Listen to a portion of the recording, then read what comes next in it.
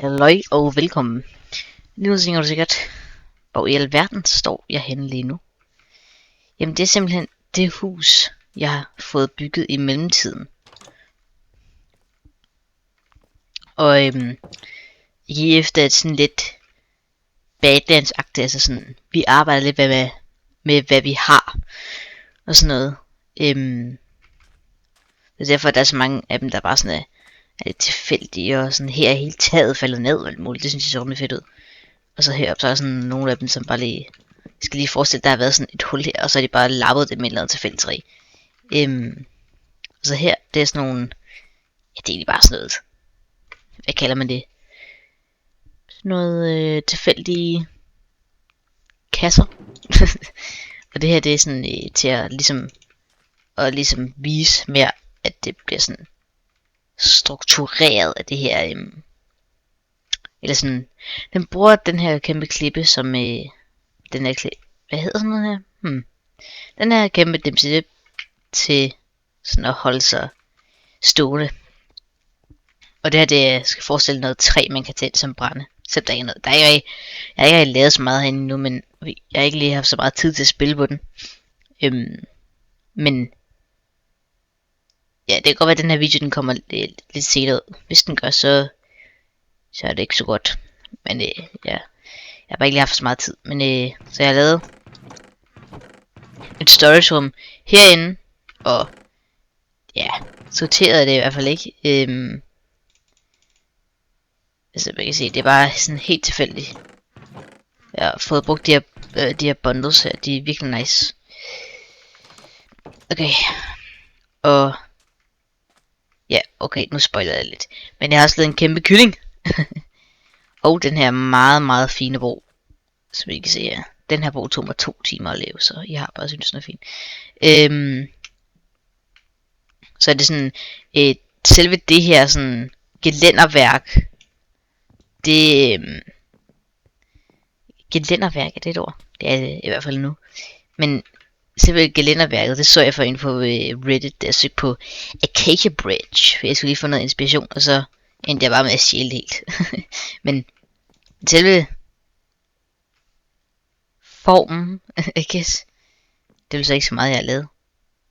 Men det tog mig stadig 2 timer, så ja. Og så, det glemte jeg at vise herhen. Det glemte jeg da at vise. Der er fra sådan et Twiggeroo moddet, der gør, at jeg kan bruge freecam. Nå, jeg har lavet en block palette her af Acacia, Orange Terracotta, Coarse Dirt og, hvad hedder det her? Cut Red Sandstone. Fordi det er sådan, specielt det her, det er sådan, det blender meget ind, men alligevel er det lidt anderledes. Agtigt. Så det synes jeg, det er virkelig dejligt. Så har jeg været en del ude og vandre rundt, fordi at jeg vil finde, blandt andet vil jeg finde en swamp, og så vil jeg finde noget spruce, hvilket I kan se, jeg har gjort.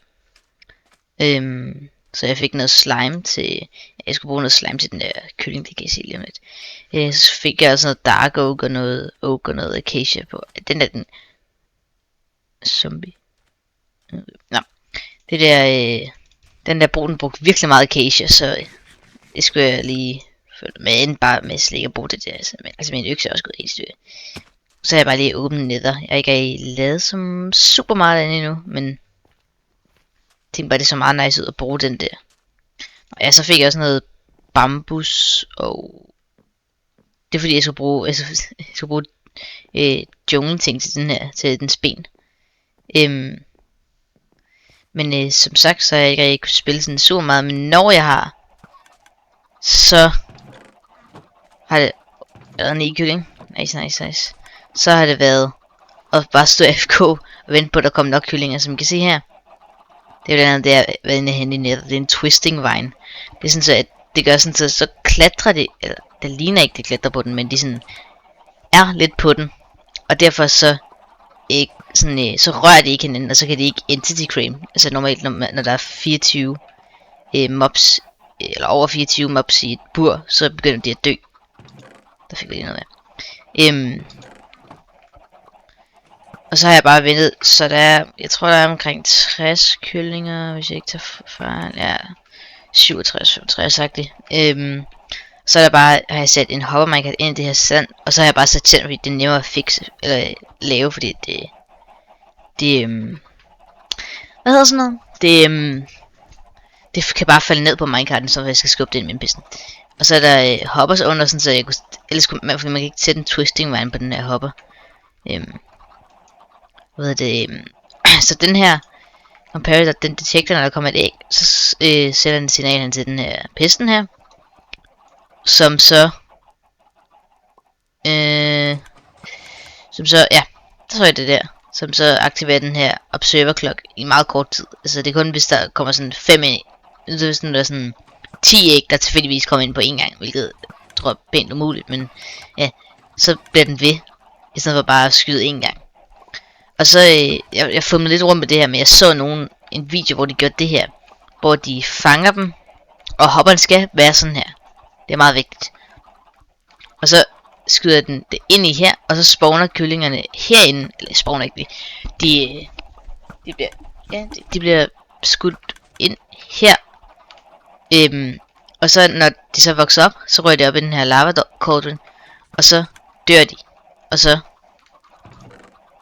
falder deres ting herned, fordi hopperen, det er noget med, at den går nedad, før den går indad. Så er det derfor, at den ikke bare skubber den i dispenseren. Så vidt jeg ved. Selve kylling er ikke noget, jeg lige selv har fundet på. Jeg skal også bruge noget sne, så det er derfor, der er ham her. Men altså, ja, det jeg lige har lavet. Men så det er meget dejligt, at vi lige har en food source. Ja, det er ikke sådan det store, men ja, som jeg allerede har sagt sådan 500 gange nu, så havde jeg ikke lige så meget tid at spille, så jeg prøvede at få det ud af det, som jeg kunne nå. Men som I kan se, så har jeg også lightet op her omkring, så det kan I jo se lige her. Som altså det krævede overraskende meget trods det her, men jeg vil bare gerne have lightet op, så jeg ikke blev ramt af monster, specielt det her område her, hvor der er, ja, hvor jeg er. Okay. Men de opmærksomme seere vil have lagt mærke til, og så det. De opmærksomme seere vil have lagt mærke til, at der er et, eller jeg kunne nok ikke læse det, men der er et lille tavle, eller hvad man vil kalde det her, som simpelthen er min mål /to-do list. Så jeg er det ikke. Når jeg har lagt det klar her, så grå det, når man ikke har lavet det, så kan jeg tænke, at jeg kan finde noget grønt, så når man har lavet det, så bum, så kan man måske, så skal vi nok bare fjerne skiltet nu, hvad jeg tænker. Ja. Så måden jeg i fremtiden vil trade med villagers på, det er ved hjælp af en trade, som jeg aldrig nogensinde har set nogen bruge, hvilket er nok fordi det er sådan lidt dumt. Jeg ved ikke, sådan lidt hvad kalder man det, sådan, der er en anden måde at få det nemmere, men jeg tænker at det er en sjov måde, og det er simpelthen ved at lave en kæmpe kaktusfarm og en kæmpe bambusfarm. Men så kan det være du tænker, hvorfor dog det? Men det er simpelthen fordi at bambus, det kan man jo bruge til at smelte. Det smelter præcis 0,25 items. Så det er jo ikke så godt. Men man kan til gengæld lave nogle virkelig effektive bambusfarm virkelig nemt. Så derfor så tænker jeg, kæmpe kaktusfarm, som skal producere omkring 2600 kaktus i timen. Fordi så kan jeg få, jeg tror det var det, så kan jeg få omkring 2 stacks emeralds i timen. Og så skal jeg bare have en bambusfarm, som producerer allerede 96 stacks i timen.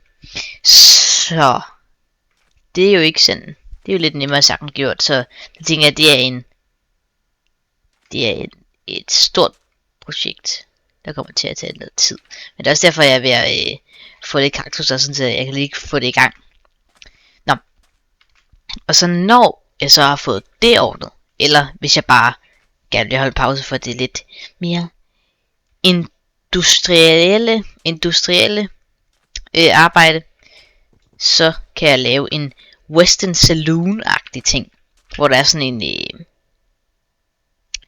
en bar til villagers-agtig, hvor der tænker, der kan være en cleric villager, og så står han på nogle honeyblocks, så han ikke kan hoppe ud, og så kan han sådan ligesom, ja, i sådan nogle western ting, hvor der er sådan en bar, så ja. Og så sådan over trappen, så er der sådan et hotelagtigt, og så havde jeg tænkt, så deroppe, så kunne der være villager trading. Lyder det ikke som en god idé, det synes jeg, det gør. Men jeg tænkte egentlig også, at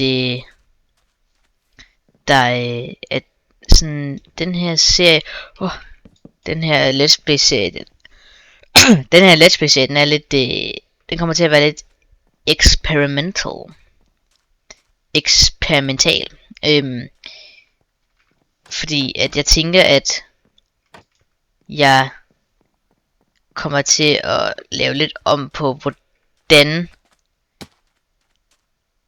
det er, at videoerne er struktureret. Sådan så at i stedet for at det bare sådan, jeg har gjort det her, nu har jeg gjort det her, nu har jeg gjort det her, farvel. Så er det sådan lidt mere let's play-agtigt, så jeg viser, det her har jeg gjort, det her har jeg gjort, og nu skal vi lave det her, agtigt. Og så, altså, jeg kan se, at den her video, den var allerede sådan over 10 minutter, så, altså, det er lidt crazy. Og jeg har bare vist det. Og så kan det være, altså, jeg kan også godt bare lige lave lange videoer, så det er meget hyggeligt. Så jeg tænker, at det er noget, jeg kommer til. Så det kan være, at næste uge, så vil jeg, men hvad nu, skal vi spise det her brød med. Skal vi spise kylling. Men det kan være, at næste uge, så vil jeg lave lidt om på, hvordan videoen er. For eksempel lave den lidt mere let's play-agtig, ligesom jeg sagde. Jeg må lige se, hvor meget jeg har mulighed for at spille. Det kommer jeg på. Altså det kan også være, at jeg kommer til at ændre, hvilken dag. For lige nu er det sådan, det kan godt være næste, altså er det ikke lidt det samme med, hvis det er en fredag. Så er det sådan, så er det fredag, så kommer man hjem fra skole eller sådan noget. Så kan man bare sætte sig og sidde og se min video. Det er hyggeligt. Så jeg tænker, at det passer lidt bedre. Har jeg virkelig ikke noget. Så det kan godt være, at jeg ændrer, at den her video også kommer ud fredag faktisk, i stedet for torsdag. Det ved jeg ikke. Jeg har heller ikke så meget tid til ligesom at redigere. Det ved jeg ikke. Men jeg tænker bare, at jeg får noget sne, mens jeg lige så snakker. Så I skal ikke regne med, I må gerne skrive sådan, hvis der er en form for videostruktur, som I godt kan lide at se. Jeg prøver at være sådan lidt mindre, altså ikke sådan, hvad så om dagen skal vi overleve 24 timer med en trampolinpark-agtig, men sådan lidt mere almindelig. Så jeg tænker, at hvis I har nogle gode idéer, så kan I bare skrive det. Men I skal nok ikke regne med, altså I skal regne med, at jeg kommer til at sådan skifte lidt op på det. Det er bare det, jeg siger. Prøv at se nu. Ja. Det var egentlig bare alt for den her video. Jeg håber, at vi ses på næste fredag, hvor at videostrukturen måske er lavet en lille smule om. Farvel og tak.